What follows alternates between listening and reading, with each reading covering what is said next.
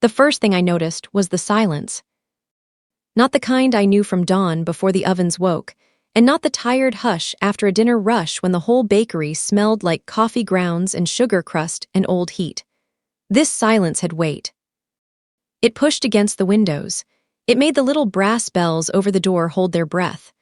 I was sliding a tray of almond biscuits onto the cooling rack when the back entrance opened. Cold air came in first, then men, 3 of them, dark coats, hard shoes on tile, the kind of stillness that told me they were dangerous long before I saw the guns under the fabric. The last man stepped in after them, and I understood at once why the others had moved, as if the room belonged to him before he crossed into it. Dante Salvator did not need introductions in my neighborhood. People said his name quietly, the way Catholics said certain prayers when storms got too close. He was taller than I expected. Not bulky, not theatrical, controlled. His black coat was rain-damp at the shoulders. His face looked carved rather than born, all clean lines and the kind of composure that made you notice the smallest fracture. There was blood on the white edge of his shirt cuff. Not much. Enough. One of his men dragged another man in behind them, his nose ruined, his knees barely working. Flour dust still hung in the bakery air. It mixed strangely with metal and wet wool. "Please," the bleeding man whispered. "I told them I didn't." Dante lifted one hand, and the whisper died. I stood very still with the tray cloth bunched in my fingers. My apron was tied tight. For the last 2 weeks I had been tying it tighter than necessary, as if pressure could flatten truth. "You stole from me," Dante said. He did not raise his voice. He did not need to. Even the refrigeration unit sounded quieter. The man began to cry, real tears. I hated him for that, because there was a dignity to fear if you kept it inside yourself. He had brought none of that with him. "I borrowed," he said. "I was going to return it." Dante looked at him for another second, then he nodded to the men beside him. I turned away before they moved him. Not because I was brave. Because I had grown up over a bakery on this block and learned early that survival sometimes looked like minding your hands. You focused on dough texture, on knife edges, on whether the sugar had reached amber yet, and you let men like Dante Salvator do what men like Dante Salvator had already decided to do. A sharp cry cracked through the room anyway. I flinched then. I hated that too. By the time I looked back, the thief was being hauled outside. Alive, I thought, my lungs loosened a little. Dante remained where he was, watching the swing door settle. One of his men murmured something in Italian. Dante answered without turning. That was when he looked at me, not at my face first. At the apron, my body went cold in a way that had nothing to do with the weather. He crossed the kitchen slowly. I could hear every step. Somewhere behind me, butter hissed in a pan I'd forgotten to pull from the heat. The smell deepened, nutty and dangerous. "Your stove," he said. It took me a humiliating second to understand the words. I spun, killed the flame, moved the pan aside with shaking hands, then cursed myself for letting him see me shake. When I turned back, he was close enough that I could see a small cut across his knuckles. Fresh, clean, the blood on his cuff had come from him, not the other man. My throat tightened. Everybody else in the room was looking at the floor. I took the cleanest towel from the stack by the sink. White cotton, blue stitched border. I ran cold water over one corner, wrung it once, and held it out. No speech, no permission, just the towel. His men shifted behind him. That, more than anything, told me I had made a mistake. Dante's gaze dropped to the cloth, then came back to me. His eyes were not dramatic. They were worse than that. Steady, dark enough to hide inside. "You're not frightened enough," he said. I swallowed. "I'm trying not to burn the biscuits." For one impossible second, I thought I saw something move at the corner of his mouth. Not a smile, something older and more dangerous than that. He took the towel. His fingers brushed mine. Cool skin, rough knuckles. The contact lasted only a breath, but my body noticed it with humiliating precision. He pressed the damp cotton to his hand and kept looking at me. "What's your name?" "Elena Marini." "You own this place, Elena Marini." "My family does." "Your family," he repeated, as if testing the word. Then his eyes dropped once more, not to my stomach exactly, but near enough that heat rushed into my face. And yet you're here alone after midnight. I folded my arms before I could stop myself. People still work after dark, not women carrying something they can't afford to lose. The room vanished around me. I stared at him. Maybe my mouth opened. I don't know. What I do know is that every nerve in my body turned to wire. I had told no one, not Dr. Conti except for the official chart, not Maria downstairs, not the mirror. Nico had been dead 6 weeks. I heard my own voice from very far away. You don't know what you're talking about. No, he set the towel on the counter with impossible care. Then why have you been tying that apron one notch tighter every day? Humiliation hit first, then fear, then anger so sharp it helped me stand upright. You've been watching me. Yes, he said it like weather, like gravity, like something too obvious to dress in lies. That's insane. That's protection. I didn't ask for it. No one in my world asks for what keeps them alive. His men were still behind him, quiet as grave markers. My palms were damp. I wanted to step back and refused to. I wanted to deny everything, and new denial had already become a childish luxury. He glanced toward the front window. The man outside wasn't stealing money from me. He was selling names. Yours was on a list. My pulse stumbled. Why? Because Nico Costa found something before he died. The sound of Nico's name inside Dante Salvator's mouth was obscene. I think that was the moment my old life finally broke. Not when Nico was killed in a hit-and-run that wasn't a hit-and-run. Not when the second test turned pink in my hand. It was when a Mafia boss stood in my kitchen at 12:43 in the morning and spoke the dead man's name like a door opening inward. I don't know anything about Nico's business, I whispered. You know enough to be in danger. I hated that danger could arrive so calmly dressed. He picked up the blue-bordered towel again, folding it once over his injured hand. Come with me? No, the answer came fast, too fast to be strategic. Instinct. He noticed that too. Little Flame, he said softly, and the name landed like possession dressed as observation. That wasn't a request. He turned toward the door. One of his men moved for my coat. I'm not leaving my bakery. You are tonight. My father built those ovens, and if you stay, someone will scrub your blood out from between the tiles by morning. I looked at the biscuit tray. The copper pots, the cracked clock over the pantry door. Ordinary things, beloved things, I wanted to anchor myself to them. Instead, I put one hand over the knot of my apron without meaning to. Dante saw. Of course he saw. His expression did not change. That was somehow the cruelest part. No pity, no softness, just certainty. Lock up, he said. You won't be coming back alone again. I knew better than to think I still had a choice. So I turned off the last oven, untied my apron with numb fingers, and closed the door on my old life.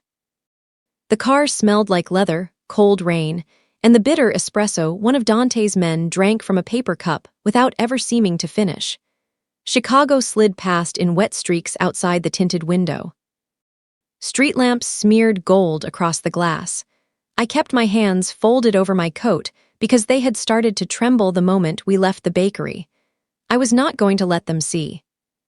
The man driving us introduced himself as Oscar Bellini after 10 full minutes of theatrical sighing. Normally, he said, eyes on the road, I'd offer a terrified guest tea, reassurance, and a tasteful lie. But the boss doesn't like lies, and Maria says I make tea like a widower. I stared at the back of his head. He caught my silence in the rearview mirror and seemed to take it as permission to continue. Also, I'm in a fasting window, which means I'm already in a spiritual crisis. One of the guards in the passenger seat muttered, You ate a cannoli an hour ago. Oscar inhaled sharply. That was medicinal. Against all reason, a laugh tried to climb up my throat. I bit it back so hard it hurt. Dante sat beside me in the backseat, one arm resting on the black leather between us. He had removed his coat. His white shirt was open at the throat. The cut on his hand was now clean, wrapped in the same blue-bordered towel until someone had apparently found proper bandages and replaced it. I did not know why seeing the towel gone unsettled me. I looked away, the city thinned. Gates opened ahead of us, not ornate, worse, practical, high black iron that did not need to prove anything. The villa beyond them sat back from the road behind old stone and bare winter trees. Light glowed at the windows, warm and false. Home, if homes could be guarded by men with earpieces. "No," I said quietly. Dante turned his head. "I'm not staying here. You are tonight. I have work in the morning. You no longer have mornings that belong only to you." The words hit harder because they were true. I hated truth when it arrived in his voice. The car rolled to a stop under a covered entrance. Before anyone could open my door, I did it myself. Cold air slapped my face awake. My shoes clicked over stone. Somewhere a fountain moved under the dark, the water low and continuous. Inside, the house was all marble floors and shadowed ceilings, and the particular silence of wealth that had been bought several times over. Not decorative wealth, defensive wealth. The kind that could survive raids.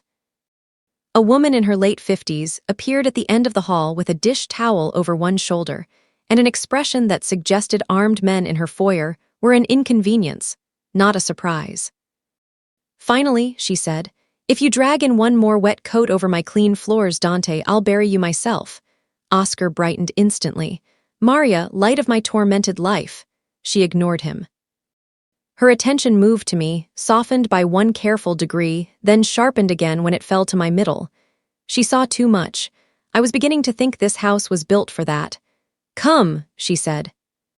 "You look pale." "I'm fine." "Of course you are, that's why your lips are gray." She took my elbow before I could protest. Her hand was warm, dry, matter-of-fact, not gentle in a sentimental way. Gentle the way older women who had survived things learned to be, brisk enough to leave you dignity. Oscar trailed behind us like a hopeful saint. "Maria, if there is soup, I want it known that I remain opposed to carbohydrates on principle, even if I surrender in practice." "You don't have principles," Maria said. "You have appetites." He put a hand over his heart. "You wound me before witnesses." That time I did laugh, and it startled me badly enough that I stopped at once. Dante saw. I felt it without looking. The kitchen at the back of the villa was larger than my family bakery's main floor. Copper pans hung above an island the size of a boat. Fresh rosemary and lemon sat in bowls by the sink. On the stove, a pot simmered low, giving off the smell of chicken broth and garlic, and something herbal that made my empty stomach twist. Maria set me at the table and pushed a mug of hot water with lemon into my hands. "I don't need." "You do," she said. Dante remained standing by the door, speaking quietly in Italian to another man who had just entered. Broad shoulders, graying temples, scar near his mouth. He gave me one measuring look and then looked away, which somehow felt more respectful than staring. "Luca Ferraro," Maria murmured near my ear. "He runs security." "If he frowns at you, don't take it personally. He was born frowning." "I can hear you," Luca said. "Good," Maria replied. I drank because my fingers needed something to do. The hot water steadied me. "Nico worked for Mr. Salvetter?" I asked before I could lose nerve. The room altered, not dramatically, just enough that I knew I had stepped on live ground. Dante answered himself. "For one of my import divisions, junior accounts. He never told me. He was trying to leave." My grip tightened on the mug. "Leave what?" Dante's eyes moved to my hands, then to my face. "The part of my business that isn't listed on tax forms." I should have been horrified. Instead, I felt something mean and sick bloom inside me. Nico, smiling over burnt toast. Nico, swearing he'd found a cleaner job at the docks. Nico, kissing my forehead and saying, "Not much longer, Len. I just need a little more time." I set the mug down because I no longer trusted myself not to drop it. "You think whatever got him killed is coming for me?" "Yes. And the baby." The word sat in the kitchen between all of us. No one dressed it up. No one pretended. "Yes," Dante said. I looked at Maria, at Luca, at Oscar, who had gone unexpectedly solemn. My secret had become architecture in a house that wasn't mine. "I can go to the police." Luca actually made a sound under his breath, not quite a laugh. Dante's voice stayed even. "You can." If you want your statement passed to the same men who were buying names tonight. I hated that he said things I could not prove wrong. Maria set soup in front of me, steam rising soft and fragrant. Eat first, she said. Have your collapse later. We run this house in proper order. I stared at the bowl, then I looked at Dante. What do you want from me? He took a second before answering. In that second, everyone else in the room seemed to pause too. The truth, he said. Everything Nico left with you, whether you understood it or not. In return, you stay alive. It was a bargain spoken like a sentence. And if I say no, he stepped toward the table, not fast, not threatening in the obvious way, worse, measured. He set one hand on the back of the empty chair opposite mine, the bandage stark against his skin. Then I keep you alive anyway, he said. You'll simply resent me more while I do it. I should have hated him, maybe I did. But hatred was not simple in a room where soup steamed between us and a tired woman with silver at her temples scolded a bodyguard for stealing fennel bread from the counter. I picked up the spoon. Maria exhaled in satisfaction. Oscar pointed at the bread. If she can eat, surely I can mourn in focaccia. You're not mourning, Maria said. You're mooching. He lifted the slice anyway. In my defense, Maria, bullets burn calories. For the second time that night, I laughed when I didn't mean to. Dante's eyes found my face again, unreadable as ever. But when I looked down, I saw his hand loosen on the chair. Upstairs after you finish, he said. Maria will show you your room. I met his gaze because some small, stubborn part of me still could. And if I walk out, you'll make it to the front gate, he said. Then Luca will bring you back. Quiet, unmistakable, control. Mourning at the villa did not begin with voices. It began with systems.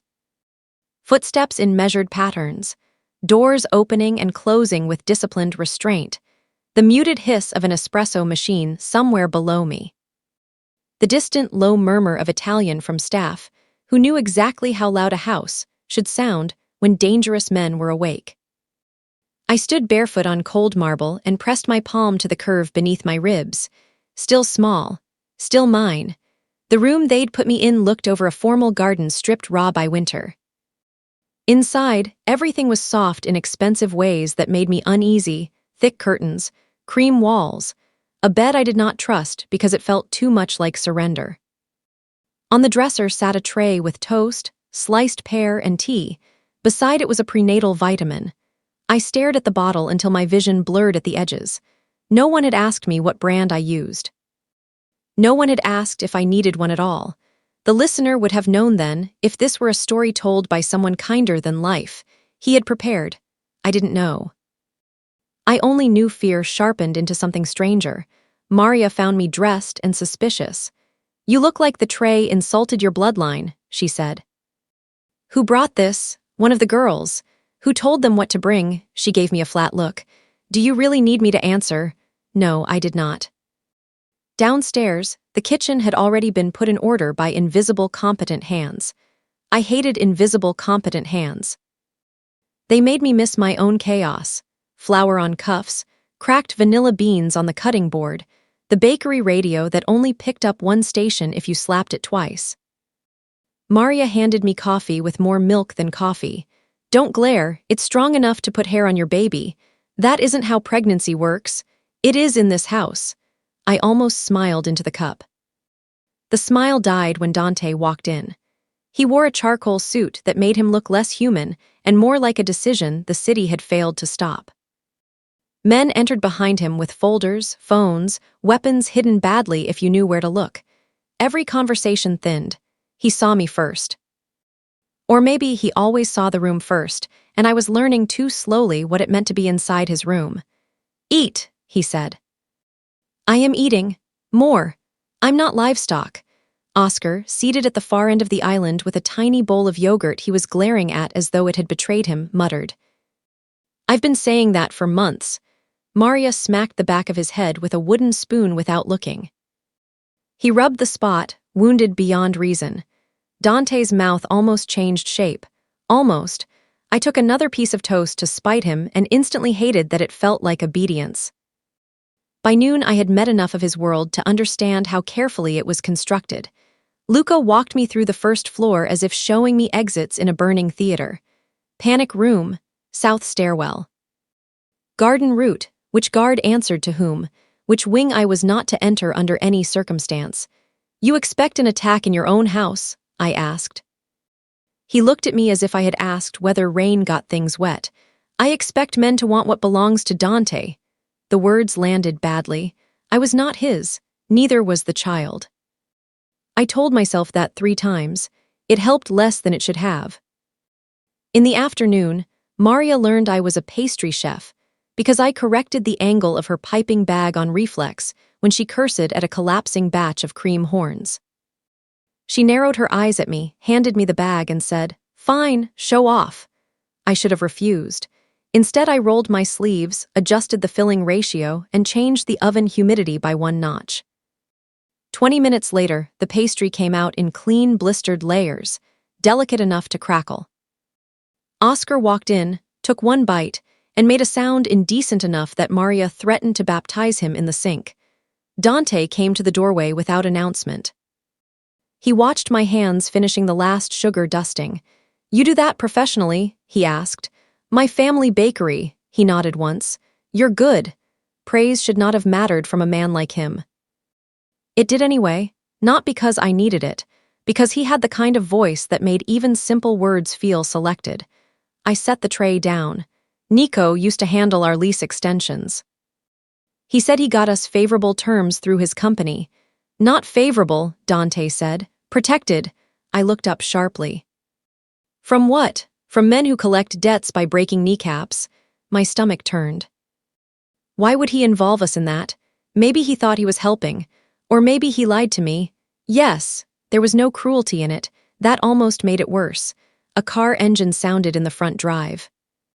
Then another. Luca's phone buzzed. He answered, listened, and went still in a way that changed the air. "What?" Dante asked. "Bakery window smashed," Luca said. "Back office tossed." They were looking for something. The piping bag slipped in my hand. Cream hit the counter. "No," I wiped my palms on my skirt. "No, I locked." Dante was already moving. "Stay here. It's my bakery. It's now a crime scene. I'm going." His eyes cut to mine, harder this time. "No, don't tell me no like that. Then stop speaking like you still live outside this." The words should have silenced me. Instead, they lit something hot and reckless. "You don't get to decide what I grieve first." For a moment, no one breathed. Not Maria, not Oscar, not Luca. I wondered if I had just signed my own execution in front of a tray of cream horns. Dante stepped closer. Very close, not touching, never quite touching. His gaze dropped to the smear of cream on my wrist, then lifted.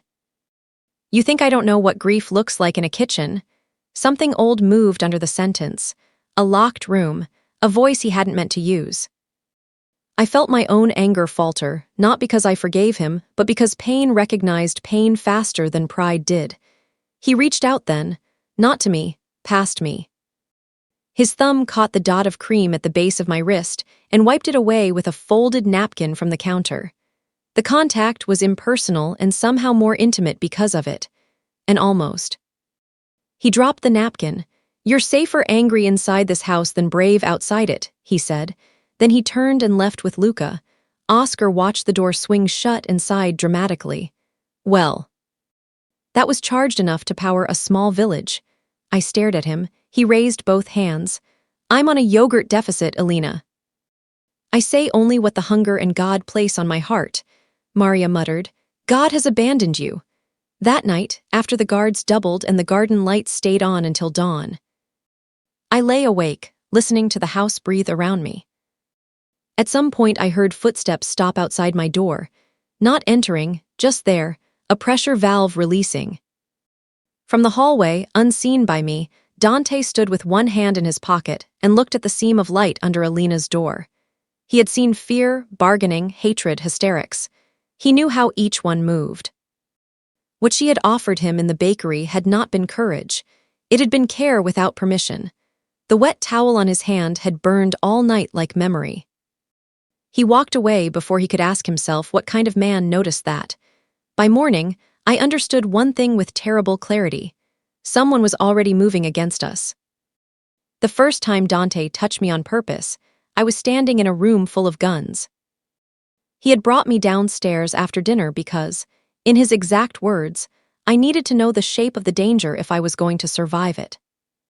That sounded almost reasonable until I realized the shape included 4 captains, 2 maps, 3 open cases of ammunition, and enough old Italian spoken in clipped hard syllables to make the dining room feel like a tribunal. I stood by the sideboard with a glass of water I never drank. No one had asked whether I wanted to be there. Dante had simply looked at me and said, "Stay," so I stayed. The fast mystery began closing in that room. Not fully, enough to change everything. Nico, it turned out, had flagged shipments through Salvador imports that existed on paper and nowhere else. Medical equipment routed through shell companies, dock fees paid twice, refrigerated trucks recorded in one ledger and absent in another. He had copied something before he died, not cash, proof. "Why tell me any of this?" I asked when one of the captains left and the room thinned. "Because if they think he told you where it is, they won't stop," Dante said. I gripped the back of a chair. "He never said a word. Maybe he was protecting you, or using me." Dante held my gaze without flinching. "Both are possible." I hated how honest he could be when it cost him nothing. The violence came quickly after that. A call, a location. One of Dante's outer warehouses hit with fire. Retaliation or warning, no one knew yet. He moved from the head of the table to the door as if the air itself had cleared a path for him. 1 second, he was listening. The next he was issuing orders in a voice so calm it made everyone else sound late. "Luca, with me. Marco stays here. No one in or out without my word." I turned. "You're leaving," his gaze caught mine. 10 minutes. That's not comforting. It isn't meant to be. He was already fastening his coat when one of the younger guards, too new or too nervous, reached across the table for a rifle and knocked over a brass candle holder. It hit the runner, rolled, and clipped the side of the water glass near me. The glass shattered against the floor. I jerked back. One shard bit the side of my bare ankle. Sharp, immediate heat. Dante was in front of me before the pain fully arrived. His hand closed around my forearm. Not hard, hard enough. He pulled me back from the spill with his body between mine and the room, and for a breath everything else disappeared under the force of that simple instinct. "Don't move," he said. I looked down. A bright thread of blood ran toward my heel over cream marble. "It's nothing. Nothing bleeds," he crouched. The room went still in a new way. I felt it, all those men pretending not to see their boss on one knee in front of me while broken glass glittered around my shoes. His fingers bracketed my ankle with impossible care. Warm now, not cool. The pads of his thumb and forefinger were rough enough to remind me what those hands were for in every other room. He lifted my foot just enough to keep weight off it. And almost. "More dangerous than a kiss. It's shallow," he said. "I told you." He looked up at me from that lowered position, and the expression in his face made my breath catch for no reason I was prepared to admit. "And yet you were wrong." Oscar appeared with a dish towel, took one look, and said, "Good, splendid, more blood in the dining room." Exactly what my dietitian warned me about. Maria, from the doorway, snapped, "If you faint before the pregnant girl does, I'll bury you in the herb garden." "I'm not fainting," Oscar said. "I'm having an aesthetic objection." Dante took the towel, but not before glancing at the blue border stitched along its edge. He noticed. Of course he noticed. It was not mine, just one from Maria's kitchen, but the sight of it in his hand hit some private, unsteady place in me. He wrapped it once around the cut. His touch stayed efficient, almost clinical, except for the one moment his thumb paused against the inside of my ankle as if making sure I was really there. Then he rose too quickly, as though remaining near the floor had cost him something. "Upstairs," he said. "I can walk. You can obey." Anger should have come first. It didn't. Something softer and more frightening got there before it, so I used the anger anyway. "I am not one of your men." "No." His eyes dropped briefly to the towel around my ankle. "You're the reason they still have their jobs if they fail." That shut the room down harder than a gunshot. I went upstairs because my leg stung, and because staying would have meant standing inside the strange, electric silence his words created. Maria followed with a proper first aid kit and enough muttered commentary to remind me the world still contained ordinary irritation. "It's barely a scratch," I told her. "That's nice," she said. "Tell your blood." When she finished bandaging me, she sat at the edge of the bed and pretended to inspect the adhesive tape while actually studying my face.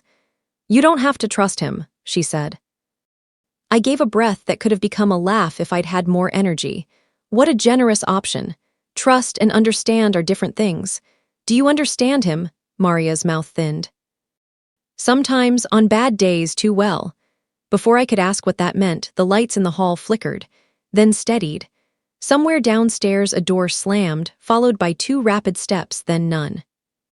My heart knocked once hard. Maria stood. "Stay in here." "No, Elena. I am done staying in rooms while men decide what happens to my life."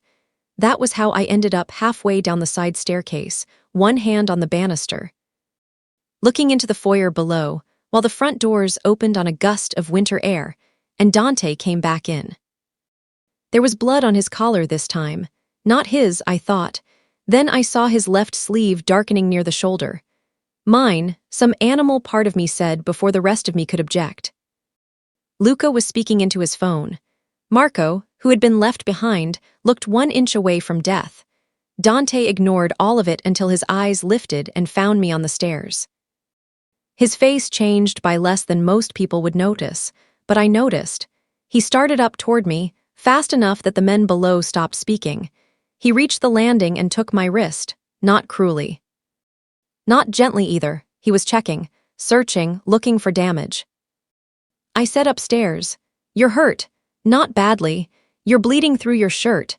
His hand loosened on my wrist just enough for his thumb to slide once over my pulse. Then he let go as if the contact had become unsafe. "Go back to your room." "No." His jaw tightened. The silence between us heated. "You don't get to come and go covered in blood and expect me to just—" I stopped. The words had run ahead of my rights. "Expect you to what?" he asked quietly. I looked at the dark patch on his sleeve. "Ignore it." Something moved in his eyes then. Quick, buried immediately. He stepped past me into my room without asking and shut the door behind us. His body took up the space in a way that made the room feel smaller, warmer, more dangerous. He peeled off his jacket with one efficient motion. The bullet had grazed the outer curve of his shoulder, enough to cut cloth and skin without sinking deep. I stared. "Sit down." He didn't move. "Dante." Maybe it was the first time I had said his name to him like that. Maybe that was why he obeyed. I brought water, antiseptic, clean gauze. My hands shook once over the bottle. I hated that too. He watched me as I cut the sleeve farther open. Scar tissue crossed his upper arm, old and pale. Another mark rode low near his ribs, disappearing under the shirt. A history written in healed damage. He said nothing. "This will sting. Do it." I pressed the cotton to the wound.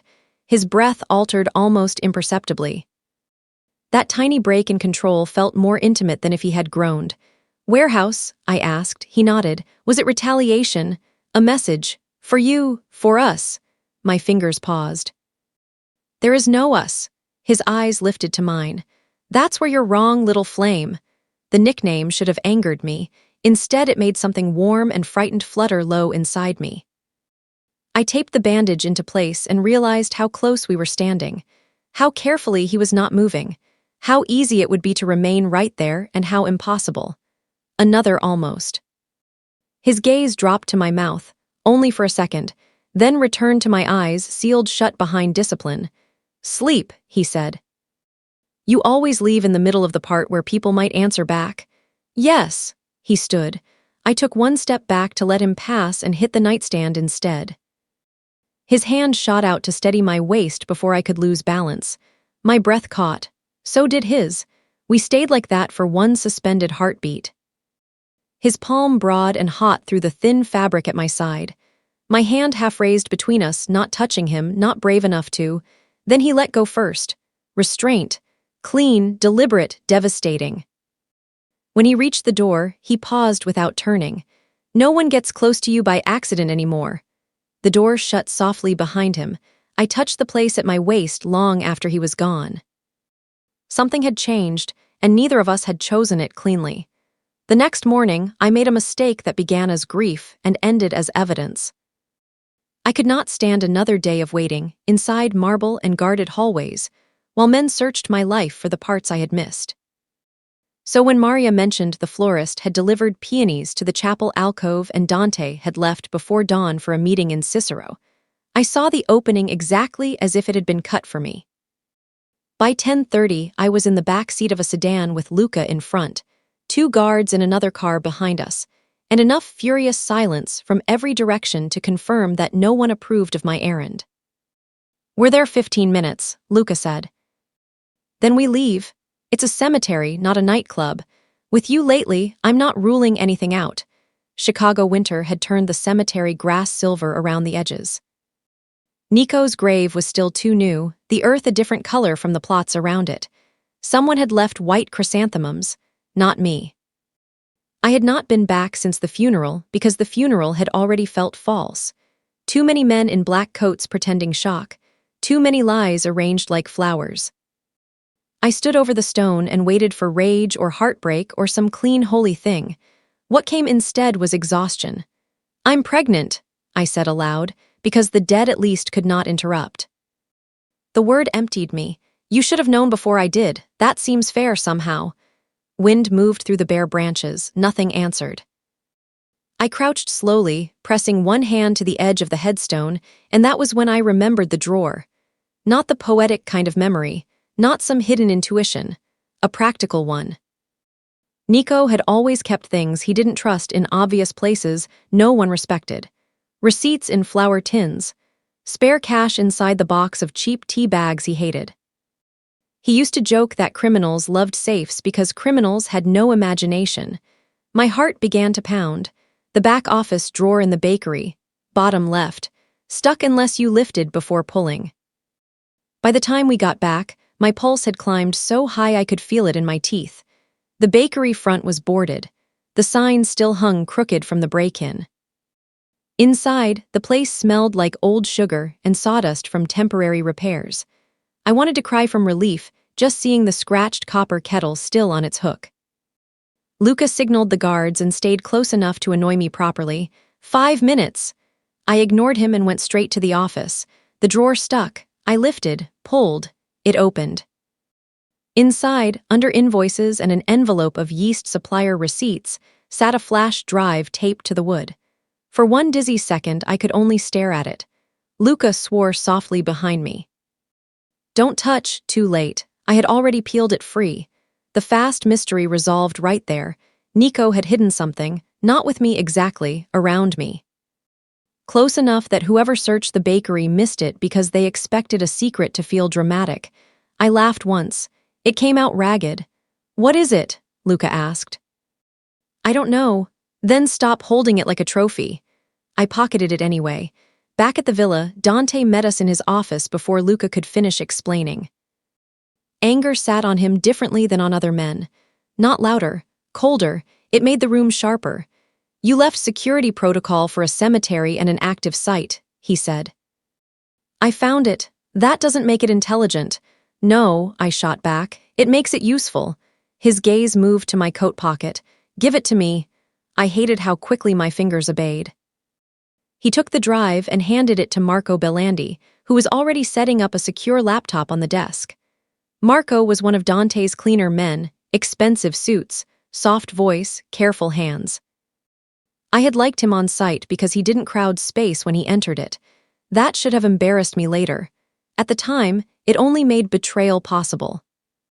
The files opened into spreadsheets, route numbers, shell accounts, timestamp transfers, and one folder of audio clips Nico had labeled with dates. Marco worked while Dante stood behind him, one hand in his pocket, the other braced on the desk. I watched his face change by inches. "Say it," I said. Dante didn't look at me. "Vittorio." The name meant little and too much. I knew of Vittorio Salvator the way everyone in the city knew of him, older generation, exile rumors, a blood tie no one discussed directly. Dante's uncle. Your family, I asked. My uncle, he said, officially retired. Unofficially a parasite. One audio file crackled open with Nico's nervous breathing, a truck engine in the background, and two men speaking in low voices.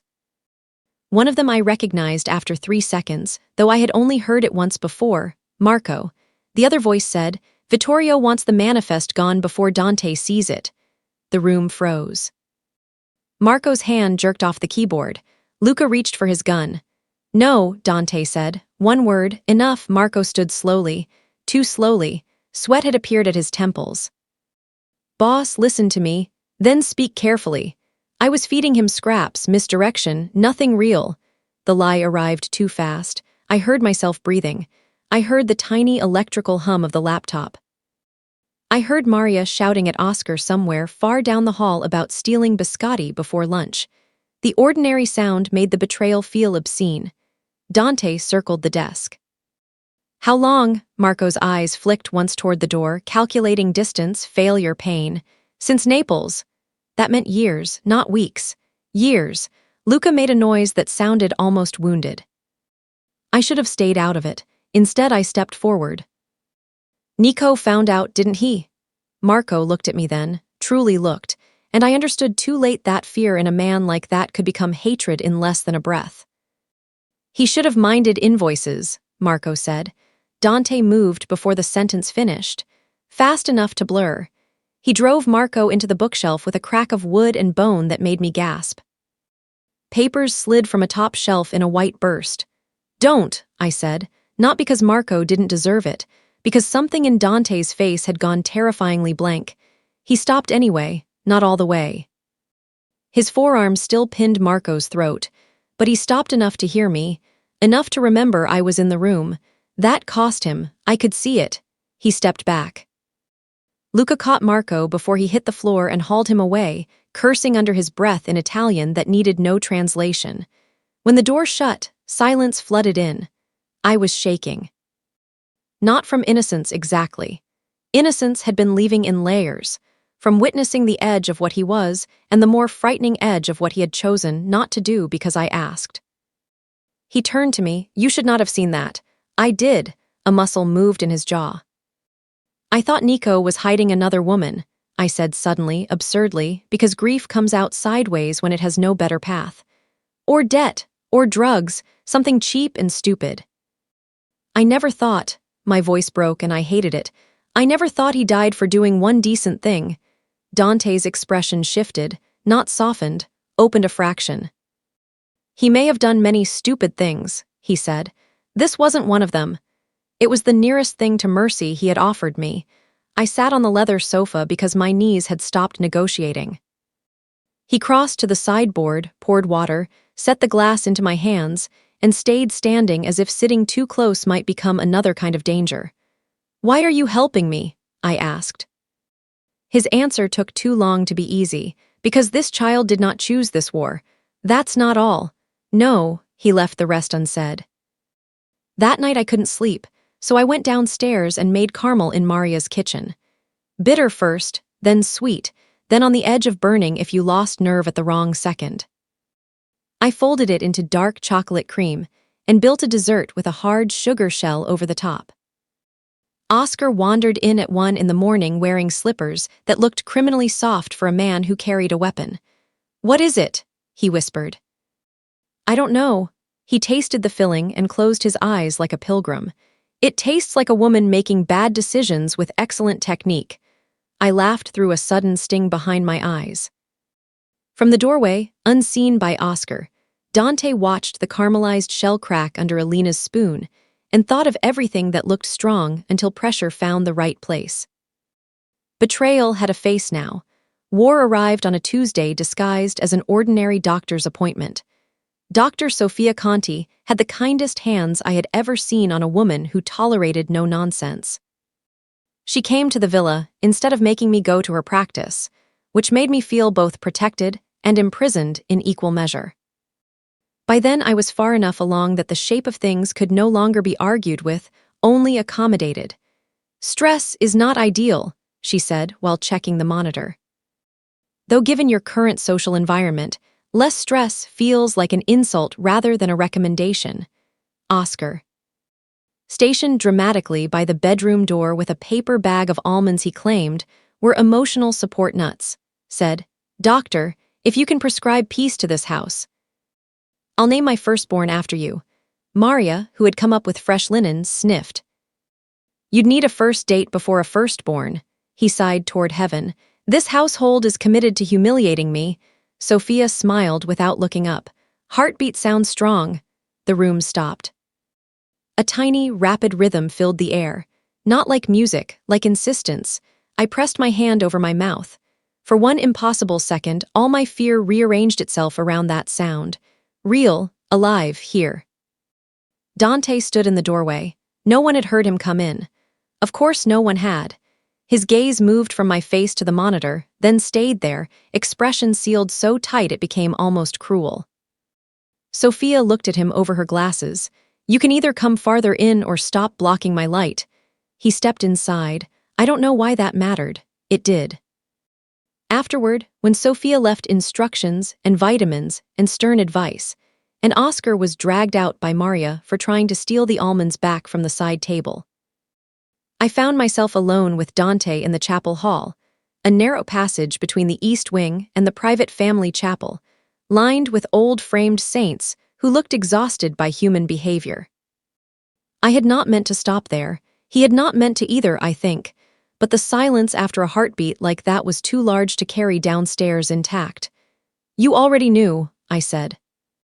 "Yes, you bought vitamins before I even told you." "Yes. Why?" He looked toward the stained glass window at the end of the hall where winter light came through in bruised reds and blue. "Because if a thing is true, pretending not to see it doesn't make it less true." I should have appreciated the logic. Instead, tears came up hot and humiliating. "I didn't want this to happen like this." His face altered. "Barely, enough. No one wants grief arranged for them." I wiped under one eye angrily. "You say that like you've met it." His mouth changed at last, not into a smile, into the memory of one he no longer trusted. Too closely. Footsteps sounded from below, then a gunshot, just one. Everything after that happened faster than fear. Dante's hand came down at the back of my neck, bending me instinctively as the second shot cracked through the foyer. Glass shattered somewhere. Luca shouted. Men started moving. "Stay behind me," Dante said. I was already behind him. He drew his gun with his free hand and drove us both backward into the shallow alcove outside the chapel. Marble bit cold through my sleeves when my shoulder hit the wall. Another shot. Closer. An ambush inside the house. I saw it then, not the polished power, not the tailored control. The scale of what his life required every minute, and the animal precision with which he met it. Luca appeared at the far end of the hall with blood on his temple. "Two inside, one south stair." Dante pushed me into the chapel and shut me behind the carved door before I could argue. The room smelled like wax and stone and old incense. I heard bodies moving beyond the wood, heard one shot, then another, heard someone cry out in a voice I didn't know. I pressed both hands over my stomach and hated every second I spent useless in the dark. The door opened again almost instantly. "Come," Dante said. His shirt sleeve was red. I ran to him, no thought. Just motion. He moved us down the service corridor instead of toward the main stairs. Smart. Hidden. A third attacker emerged from the pantry door halfway down, face masked, gun already rising. I don't remember deciding. I remember the polished silver tray leaning against the wall from breakfast service. I remember grabbing it with both hands and slamming it edge first into the shooter's wrist. The gun fired into the ceiling. Dante shot once. The man dropped. The sound rang through my bones. I stood there shaking with the tray still in my hands. Dante stared at me as if he had not accounted for this version of me at all. "Move," he said, voice rougher than I had ever heard it. We made it to the panic room entrance in the library wall. Once the steel sealed behind us, I started to break. Not elegantly, not with any dignity. My hands would not unclench. My lungs forgot their job. Dante crossed the small reinforced room in 2 strides and caught my wrists. "Elena," I couldn't answer. "Look at me." I did. "Breathe." I tried, failed, tried again. His thumbs pressed once into the insides of my wrists, grounding, counting. He was bleeding down his arm. There was gunpowder on his cuff, and still he was trying to steady me before himself. That did something unforgivable inside my chest. "You're hurt," I whispered. "I've been worse." "That is not comforting." A sound escaped him then, half exhale, half laugh, incredulous and brief. It destroyed me more efficiently than any charm could have. He let go of one wrist and touched my face. Only the side of 2 fingers, as if he still believed too much contact might ruin something. "I should have sent you away sooner." "To where?" His eyes held mine. "Anywhere I couldn't reach." "Would you have?" No answer. There, in the reinforced hush with blood drying on his sleeve, I understood stage 2 of my own ruin. I was not afraid of him. I was afraid of what happened to me when he was the one I looked for. He knew it too. I saw the knowledge land and harden behind his eyes. He bent his forehead once to mine and stopped there, and almost so deep it hurt. "Elena," he said, my name breaking low in his throat. "If I start this now, I won't stop." I didn't say I want you. I didn't know how to be that kind of woman, so I said the truer, costlier thing. "Then don't do anything you can't still respect in the morning." His eyes shut for 1 second. When they opened, restraint had gone molten. He kissed me once. Slow, careful, not taking. Asking and already grieving the answer. My hands finally unclenched against his chest. The kiss deepened by a fraction and then stopped because he made it stop. He drew back first, breathing harder. In the silence after, he looked at the blue-veined marble floor instead of at me, and admitted the truth only to himself. She had undone him in the bakery when she held out a wet towel to a bleeding hand and didn't ask what the blood meant. War had arrived. Luca lost part of his hearing in one ear. That was the first cost. Not death, not yet. Something smaller and more terrible, because it meant the war had begun collecting from people I knew by the shape of their frowns and how they took coffee. The bullet in the foyer had grazed along the stone after Dante shot the intruder and fragmented near Luca's head. He spent the next day pretending he could hear perfectly while answering half of what people actually said. Oscar took immediate advantage. "What?" he'd say from the doorway, then announce in a stage whisper. "Luca, if I die before 35. Tell Maria I always admired the way she dices onions." Luca threw a rolled-up security report at him without looking. "If you die before 35, it will be because I help." For a few blessed seconds, the room felt human. Then Maria carried in fresh linens for the library sofa where Dante had slept instead of going upstairs. And the normality cracked again under the weight of blood-stained shirts, folded discreetly in her arms. I had not slept much after the panic room. My mouth still remembered the pressure of his. My body remembered more than I wanted to admit the steadiness of his hands, the restraint that had hurt worse than hunger. He was avoiding being alone with me. I told myself I was grateful. By Friday, Nico's files had turned the house into a war room. Vittorio had been siphoning routes, names, and customs clearances to a Russian syndicate through shell companies Dante's legal side had overlooked, because the signatures came from inside family channels.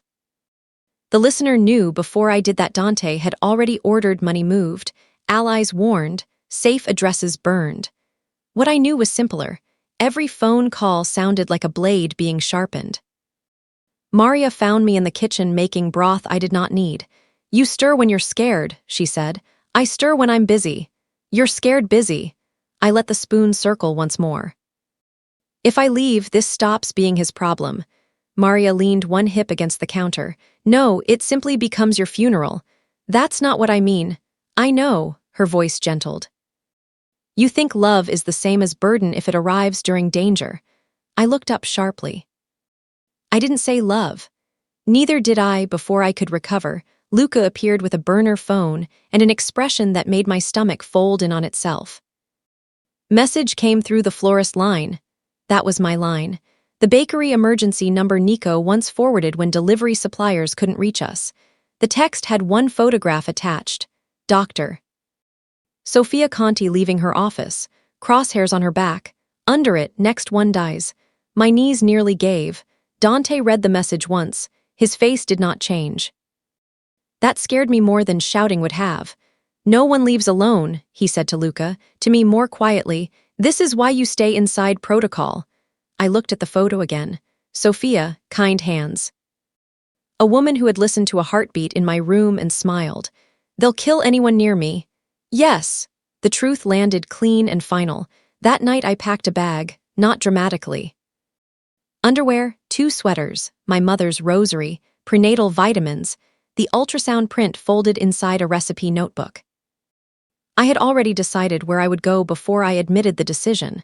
Union Station, then South Toussaint. Louis, where an old pastry instructor of mine ran a hotel kitchen and had once said, if life gets ugly, come knead dough for me. I left a note for Maria because I was not monstrous.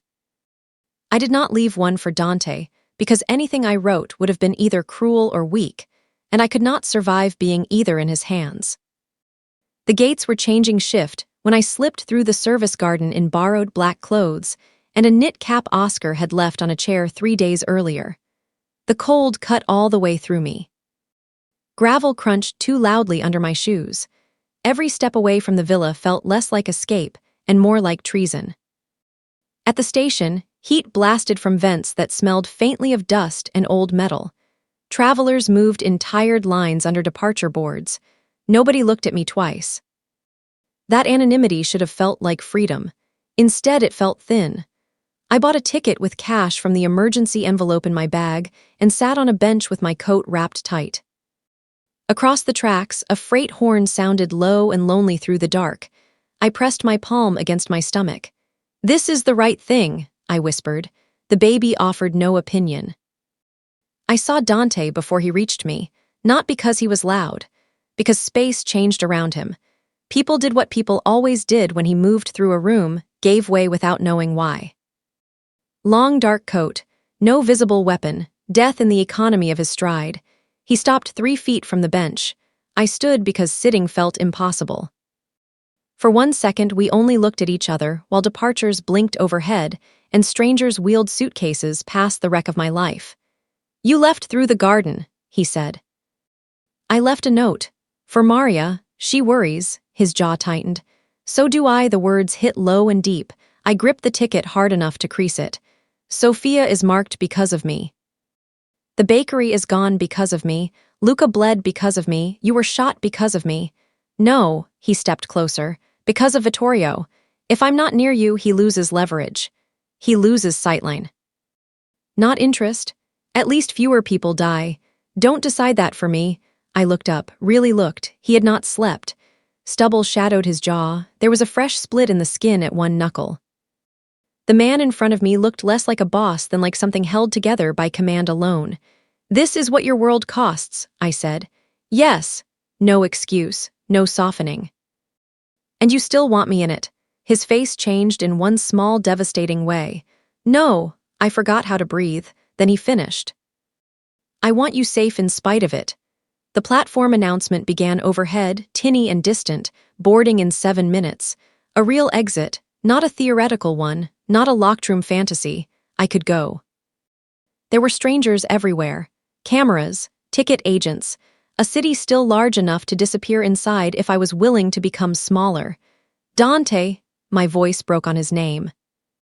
If I stay, I become someone I never meant to be. His answer came like a blade laid flat. If you go, you become someone running from what already found you. That angered me enough to keep standing.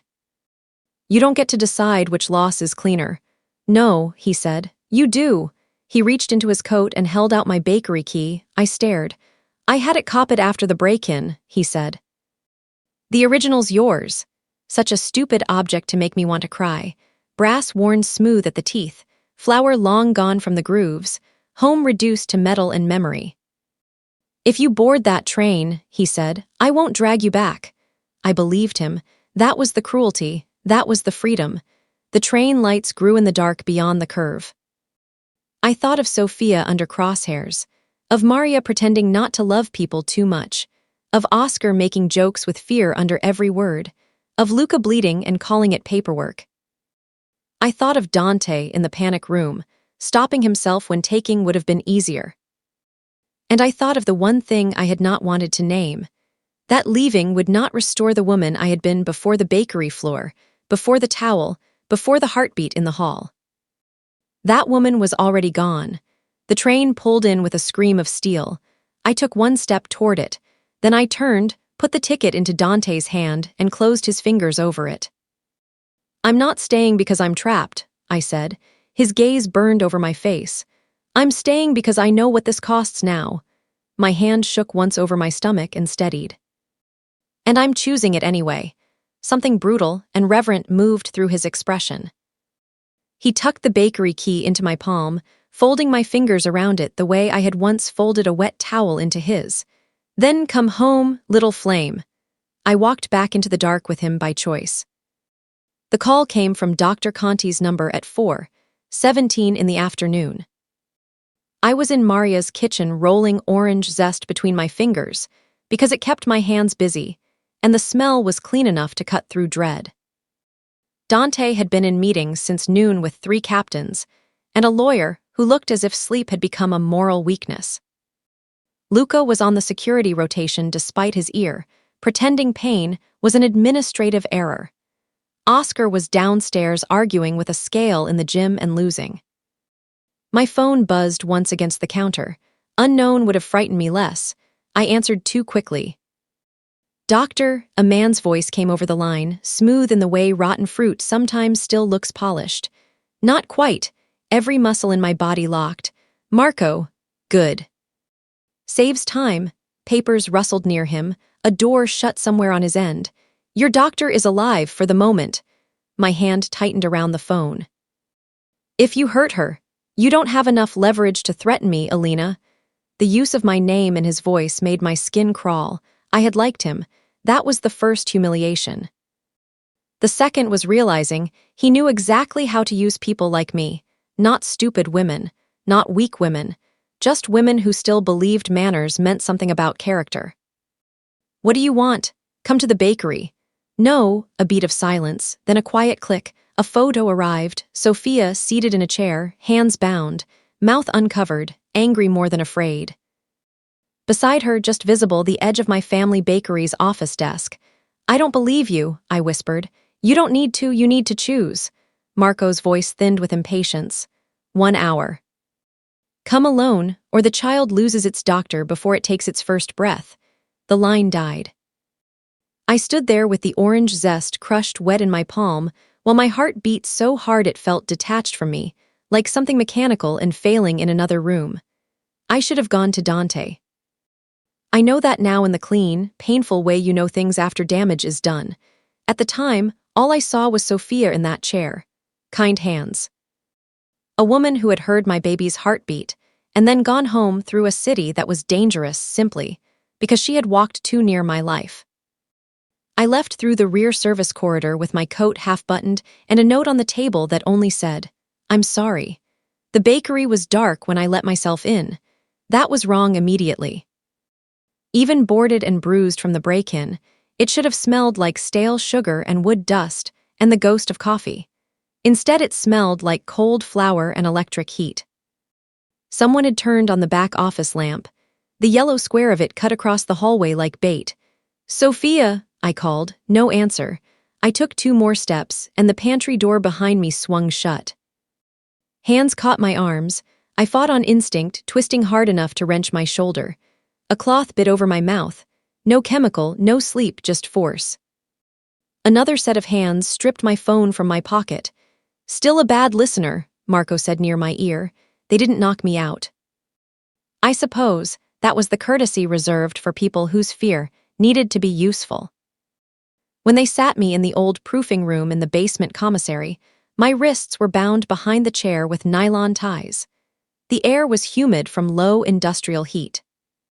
Racks stood pushed to the walls. Sacks of flour sat stacked shoulder-high under tarps. Someone had restored power to the small gas pilot beneath the old sugar stove. No Sophia. Rage hit so hard it steadied me. "You lied."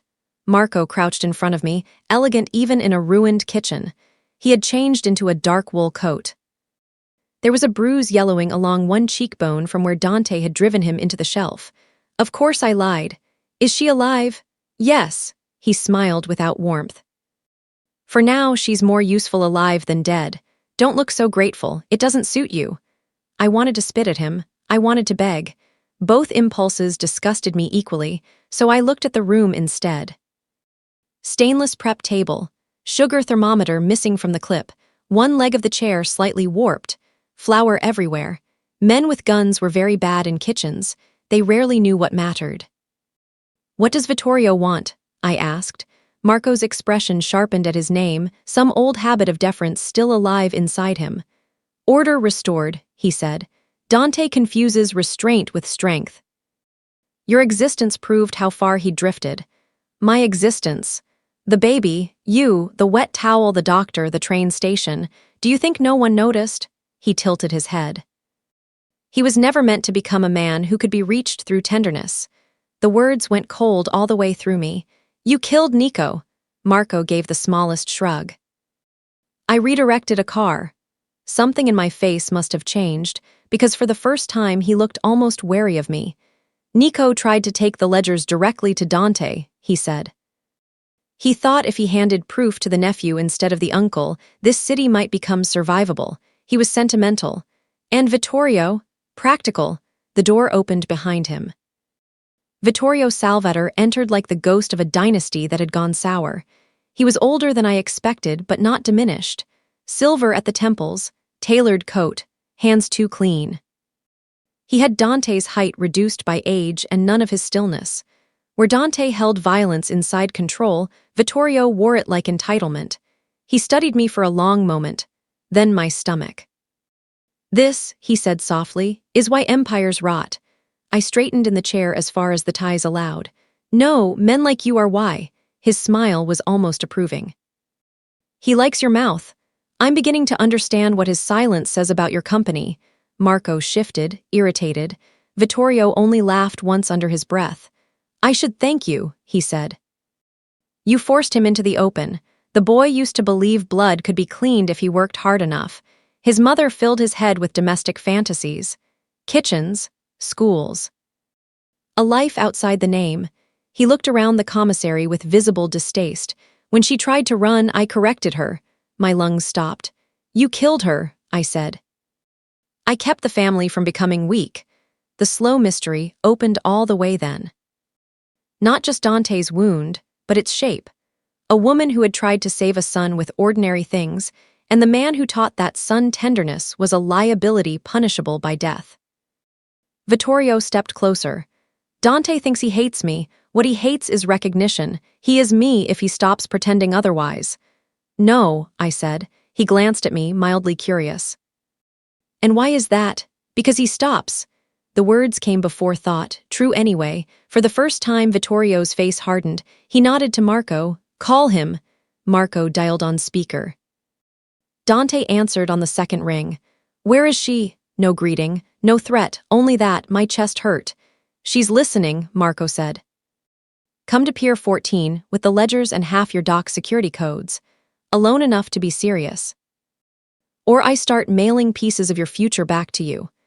I made a sound then, half fury, half fear, and Marco backhanded me hard enough to split the inside of my lip. Vittorio watched without blinking. Dante's voice changed by 1 degree, that was all. If you touch her again, I'll take an hour killing you. Marco smiled into the phone. Then don't be late. He hung up. Blood filled my mouth, metallic and hot. I swallowed it because spitting would have wasted what little dignity I had left. When they left me alone for 3 minutes, 3, no more, I tested the ties against the warped chair leg. No give. I looked at the pilot light under the sugar stove. At the flour stacked in the corner. At the dented metal scoop hanging loose from the nearest sack. In pastry, pressure changed everything. Sugar, if heated too far, went from silk to shatter. Flour, if thrown right, turned air thick enough to blind. I bent my wrists until pain shot up both arms. Again. By the time the door opened, and one of Marco's men came back in with a fresh coil of tape, I had already worked one hand halfway bloody and halfway free. It was too late. The first thing I did was knock the chair over. Not gracefully, not like a heroine in a cleaner story. I went sideways with all my weight, hit the concrete on my shoulder, bit my tongue, and felt one wrist wrench against the half-loosened tie until skin tore and the plastic slid over bone. By the time the guard reached me, I had one hand free. He swore, bent, and that was his mistake. I drove the chair leg into his knee. He folded with a cry. I kicked hard, scrambling on the floor, fingers closing around the hanging metal scoop from the flour sack. It was lighter than I wanted and sharp enough at the edge to matter. I swung it into his face once, not elegantly, just desperately, and he dropped his gun. I didn't pick up the gun. People always ask later why, as if fear makes you stupid. It doesn't. It makes you specific. I knew ovens, heat, timers, flour. My hands moved toward the things I understood. I slashed the remaining tie, ran for the sugar stove, and cranked the gas higher with shaking fingers. The pilot hissed blue. The guard behind me was already pushing up, cursing through blood. I grabbed the nearest flour scoop, flung it straight at his face, and when he staggered blind, I heaved the whole torn sack into the air between us. A white storm exploded across the room. He coughed. I dropped low, grabbed the metal tray from the prep table, and slammed it into the burner line. Flame jumped. Not a full blast, just enough. Enough heat, enough flash, enough chaos to turn the air violent. The overhead sprinkler system kicked on with a shriek. Water hammered down. The guard went to his knees. The room vanished in wet flour paste and steam. I ran for the door with one hand over my mouth and the other braced over my stomach. In the corridor outside, an alarm was already screaming through the bakery. Men shouted above it. I turned left because the back stairs were narrower, and because people under pressure nearly always chase the path with more space. Nico had taught me that once while carrying delivery trays, laughing when I beat him through a service alley. The memory almost stopped me. Then gunfire started upstairs. I hit the landing just as a body came down it, not falling, charging. Dante caught me around the ribs before either of us could crash into the rail. For one fractured second, he thought I was hurt badly. I saw it. Saw the world leave his face and return sharpened. Elena, I clutched at his coat. I'm all right. It was a lie. It was enough. He looked me over once, brutally fast, blood at my lip, soaked sleeves, smoke in my hair. The shaking I could not stop. And then his forehead touched mine so briefly, it might have been an accident if his hand hadn't closed at the back of my neck like prayer and violence had finally agreed. On something. Behind him, Oscar wheezed up the stairs holding a weapon in one hand and a fire extinguisher in the other. I would like it entered into the record, he panted, that I hate every one of you and also this is the worst cardio of my life. I laughed, a wrecked, startled sound. Maybe that was what convinced Dante I was truly standing there. He drew back enough to look at me. Can you walk? I started the sprinklers. His eyes flicked past me to the steam rolling from the proofing room below. I noticed. A small, terrible pride moved through me. I wasn't waiting. No, he said, and there was something almost fierce in the quiet of it. You weren't. Luca's voice came over the comms from somewhere near the front entrance. Marco's gone. Vehicle out the alley. One driver down, one escaped. Dante swore under his breath. Then Vittorio's voice crackled from the phone in his hand. The old man had called during the breach. Dante put him on speaker without taking his eyes off me. You found her sooner than I hoped, Vittorio said, which means Marco failed exactly as much as expected. Where are you? Dante asked. You think blood teaches loyalty. It doesn't, it teaches appetite. A pause. Tell me, nephew, did she tell you your mother used to tie towels around your hands after training, so you wouldn't bleed on her kitchen floor? Every sound in the stairwell seemed to recede. Dante went still in a way that felt more dangerous than movement. I knew then that Vittorio had not merely killed a woman. He had preserved the memory as a weapon. She died because she loved a version of you that never existed, Vittorio said. Come to Pier 14 tonight and prove me wrong. The line clicked dead. Dante's jaw locked so hard I thought I heard it. Then he looked at Oscar. Get her to Luca. No, I said immediately. Elena, I'm not done. A pulse moved in his throat.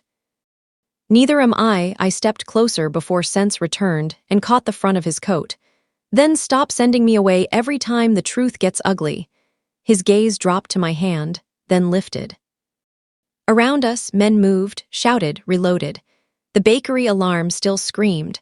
Somewhere down the hall water poured through ruined plaster. We stood inside noise and still found silence. I am trying, he said carefully, not to build a life with you out of the same selfishness that built this empire. The words hit so deep I forgot to breathe.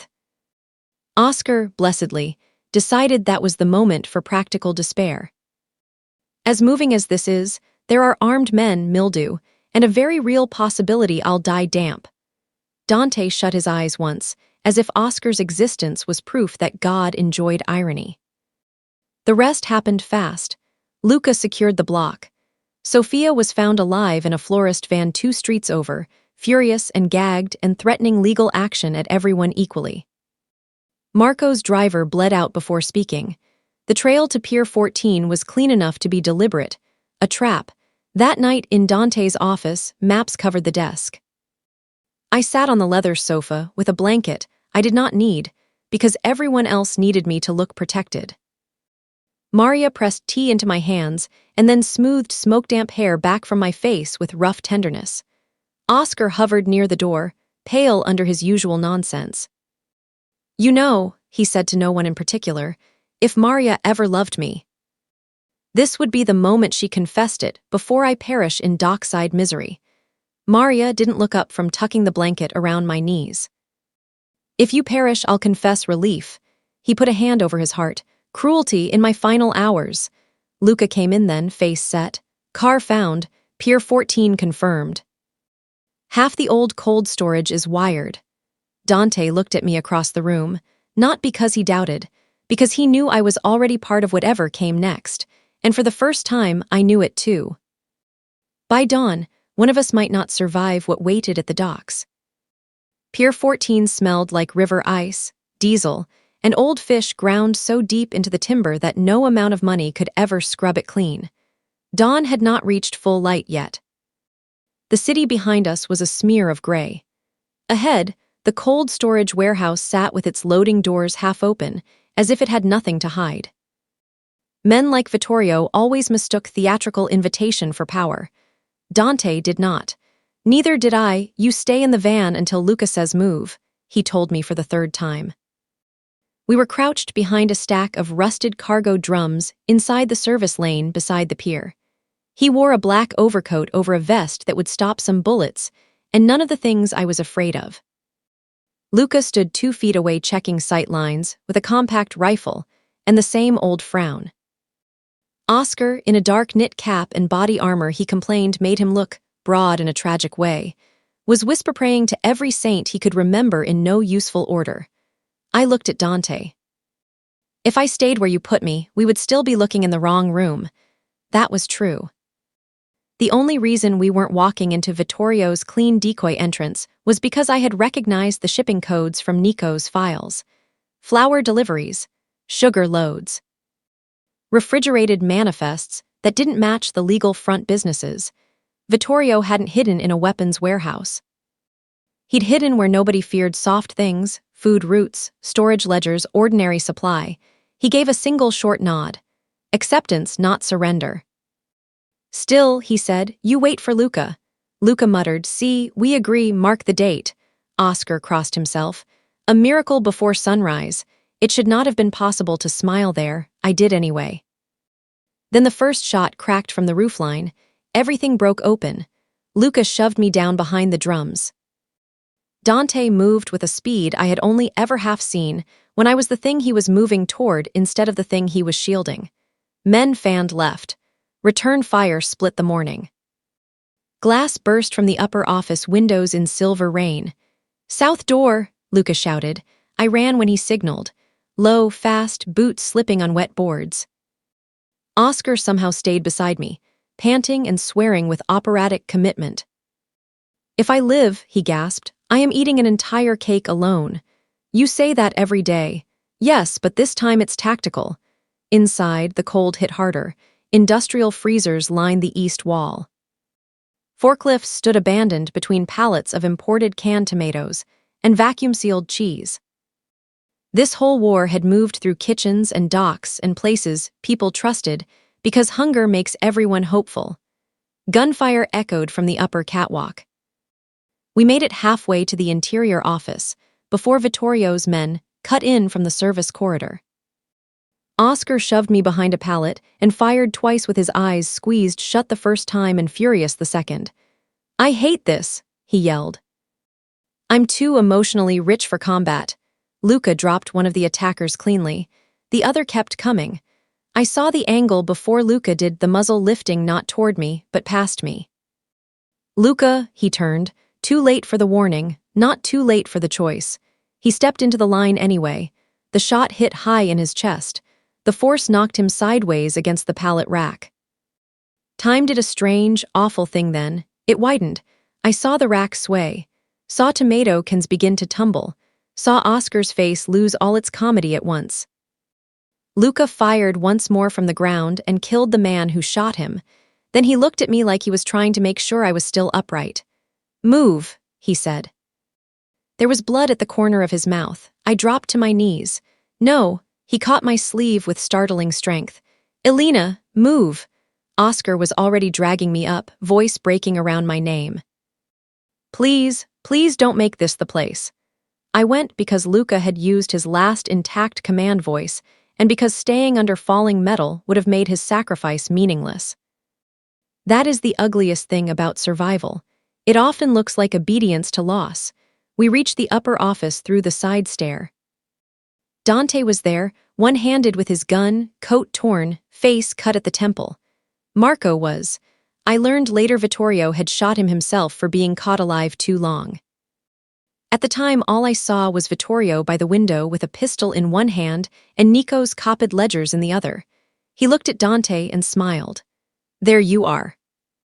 Your mother would hate what you've become." Dante's voice went flat. "You lost the right to say her name." "No, I bought it when I cleaned her blood off your future." I made a sound, couldn't help it. Vittorio's eyes flicked to me. "And there's the domestic miracle." Dante moved half a step, placing himself between us without taking aim off the old man. "You built an empire on fear," Vittorio shrugged, "and you inherited it." The mirror he offered was the whole point. Not that they were identical, but that Dante had spent half his life terrified he might be. Vittorio lifted the ledgers. "You think saving her makes you different. You brought a pregnant woman to a gunfight." "I followed myself," I said before Dante could stop me. The old man regarded me with genuine contempt. "That will be your child's first curse," he fired. Dante caught the shot in his vest and still kept moving. The next seconds came broken and bright. Dante slammed into Vittorio. The gun skidded across the floor. I kicked it under the desk on instinct. The ledgers flew open, paper scattering. Vittorio went for a knife hidden at his back, old school, intimate, the kind of violence meant to prove philosophy. Dante saw it and stopped being restrained. Not wild, never wild, efficient in the way that had always frightened me most. He drove Vittorio's wrist into the edge of the radiator until bone gave. The knife dropped. Vittorio laughed through the pain, ugly and breathless. There you are." Dante's face changed then, not into his Uncle S, but away from him. He picked up the knife. For one beat, I thought he might make himself what Vittorio believed him to be. Instead, he threw the knife aside, took the gun I had kicked under the desk, and ended it with one clean shot to the heart. No spectacle, no lesson, no inheritance disguised as theater. Vittorio looked surprised all the way down. Silence hit after, real silence. The kind that comes only when one thing has finally, irrevocably stopped. Dante stood over the body breathing hard, blood on his collar, his uncle dead at his feet, and I saw exactly what victory had cost him. The last fantasy that blood itself meant anything holy. Downstairs, Oscar was shouting for medics. I ran. Luca was still alive when I reached him. Barely. His hand found mine once, slick and cold. "Told you," he whispered, the ruined ear turning toward my voice by habit he no longer needed. "Warned you." Tears blinded me. I know. Stay anyway. Then his grip loosened. By the time the sirens reached the pier, Dante was kneeling across from me in a river of daylight and blood and scattered canned tomatoes, his hand at the back of my neck. His own face emptied by grief. It was over. We buried Luca on a Thursday under a sky the color of unpolished silver. Men who had not cried in 20 years cried anyway, quietly, shoulders squared, faces fixed forward. Luca Ferrero had spent most of his life making himself useful in ways that never asked for gratitude, so grief arrived for him the same way, direct, unsentimental, impossible to ignore. Maria wore black wool and gloves she kept taking off because she hated fabric between herself and the people she loved. Oscar stood beside her in a suit that fit too well for the state of his face. He had lost weight in the weeks since the docks, though he still complained about olive oil as if sarcasm might reverse mourning. When the priest finished and people began to drift, Oscar looked down at the casket and said, too softly for anyone but us to hear, "You old bastard." Now who am I supposed to annoy into old age? Maria took his hand without announcement. He stared at their joined fingers like a man who had accidentally entered heaven through a service door. I almost laughed. I almost cried again. In the end, I did a little of both. Dante stood apart from the others by a line of bare cypress, black coat moving once in the wind. Since the docks he had become quieter, if that was possible. Not colder. More careful in places that had nothing to do with strategy. He slept less, watched more, touched me only when he had a reason, which made every reason feel chosen. At night, I still woke, sometimes hearing the shot that took Luca. Dante always woke before I fully did. He never asked me to explain the dream.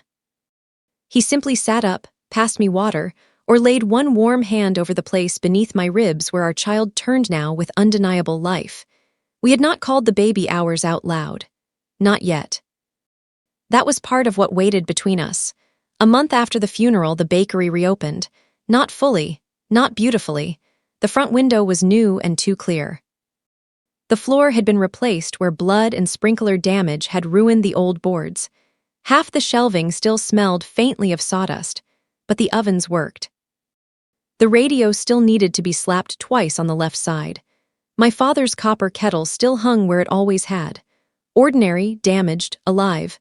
Dante had paid for everything without asking. I knew because I found the invoices hidden badly in the office drawer under a bag of semolina. As though he truly believed I wouldn't search my own kitchen like a suspicious raccoon. That evening, I waited until closing, washed the last mixing bowl, and walked into the back room where he was standing with his sleeves rolled up. Helping install a new lock, because he trusted his own hands more than hired ones. "You bought my bakery." He did not turn. "No, you paid for my bakery." "Yes, that is not better." He set down the screwdriver and looked at me over one shoulder.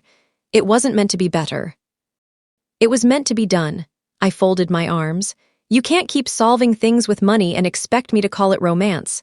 Something changed in his eyes at the word romance. Caution, hope, fear. A man like him probably hated needing language. "I don't expect you to call anything yet," he said.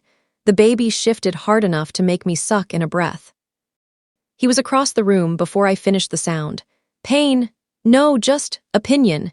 His hand hovered near my waist, asking without asking. I nodded once. He touched me then, broad palms spread over the side of my belly through my sweater. Stillness entered him so completely that I felt it too. Another small kick met his hand. He closed his eyes. That should have been the moment that broke me. Strangely, it was. The thing that broke me came after, when he took his hand away too soon, like he had no right to wonder. "Don't do that," I said. His gaze lifted. "Do what? Act like you're visiting your own life." The words landed between us. True, rough, overdue. He looked away first, toward the flour bins, the hooks. The rack where my aprons hung was drying. "When my mother tried to leave," he said, voice low, "she packed kitchen towels before jewelry. She told me if we got far enough south, no one would care what our name had bought. We never made it out of the city." He swallowed once, hard enough that I heard it. For years I thought if I wanted ordinary things, I was betraying the dead. I stepped closer. He kept his gaze fixed somewhere near my shoulder, as if saying this while looking directly at me would cost too much. "Then you walked into a room full of blood and gave me a wet towel," he said. And I realized I had mistaken tenderness for weakness because weaker men taught it to me wrong. My throat hurt. "Dante," he crossed to the flour tin by the shelf, lifted the lid, and took out a small ring box.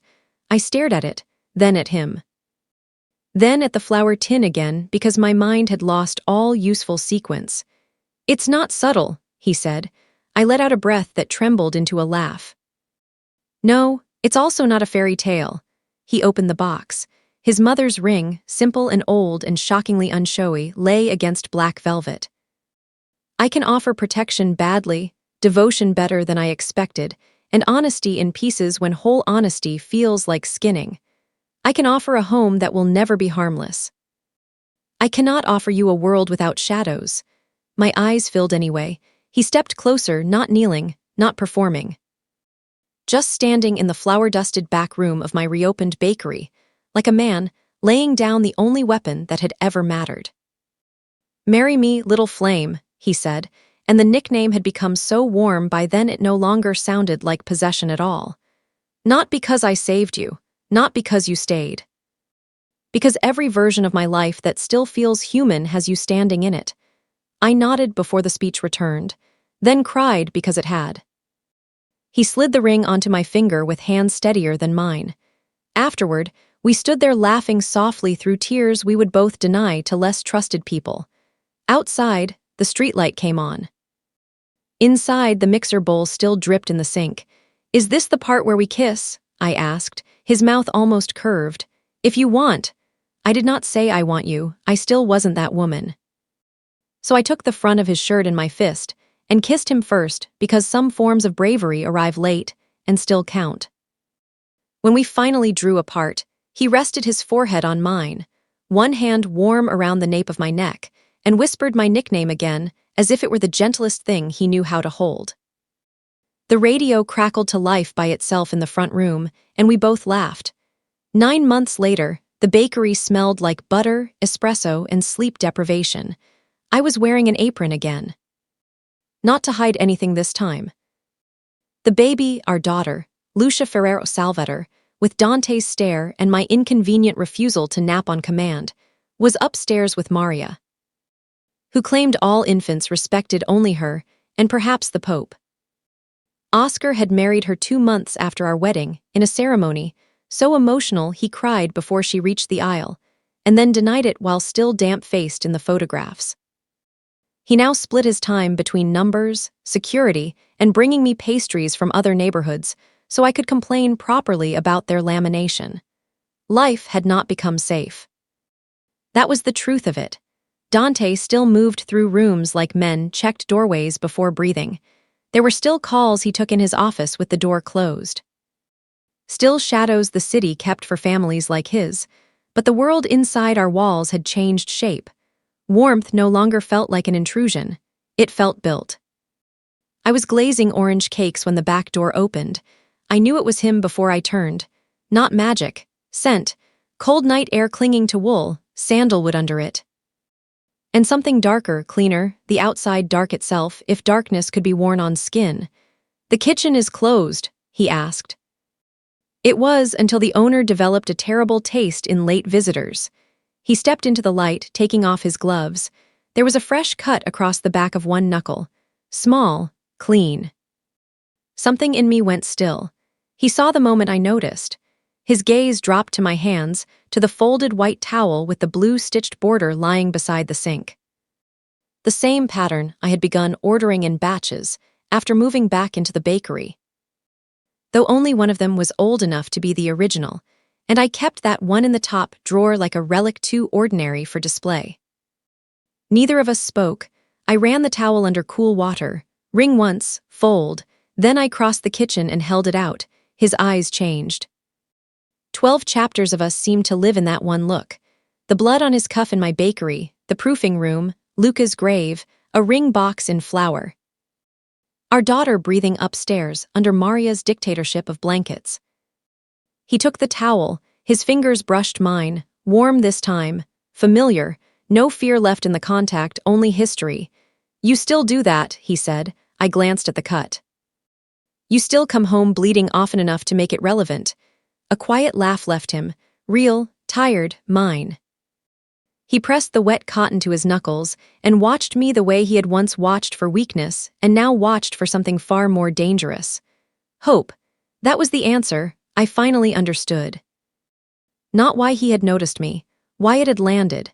In Chapter 1, I had given care where his whole life had taught him to expect calculation or fear. In Chapter 6, he had admitted it to himself in silence. And now, with flour on my sleeve and our child asleep upstairs, and all the dark he had survived still standing outside the door, he could finally name what it cost him. It cost him the right to stay untouched. "Maria says Lucia has your frown," I said. "She has your patience. She screamed for 40 minutes because I put socks on her. She was correct."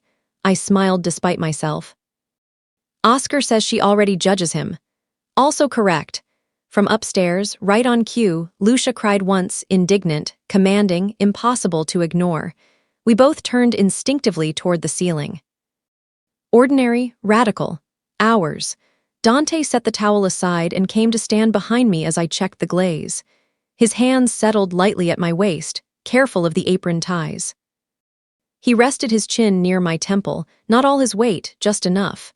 I leaned back because leaning back had become one of the safest things I knew. "Do you ever regret it?"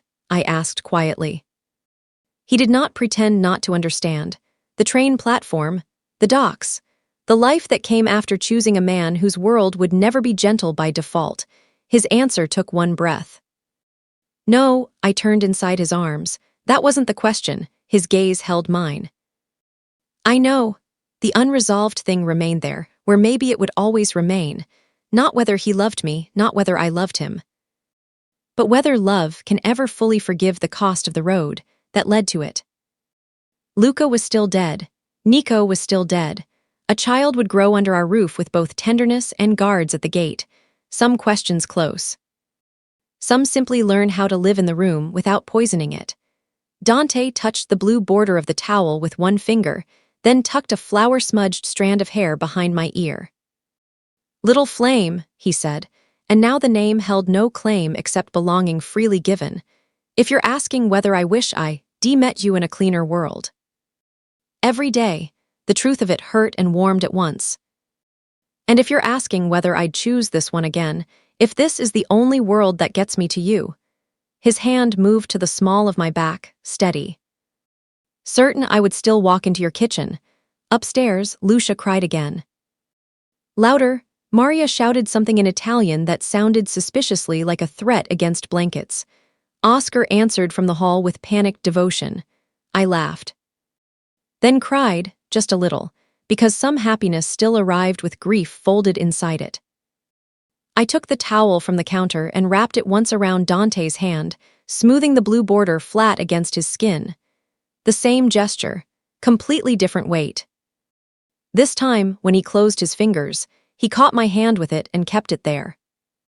And that was how the story really ended. Not with the gunshot, or the ring, or even the first time he kissed me, but with a kitchen, a child upstairs. A man who had once mistaken tenderness for weakness, and the ordinary touch that finally taught him otherwise. Would you have chosen Dante and walked back into the dark, knowing exactly what it would cost?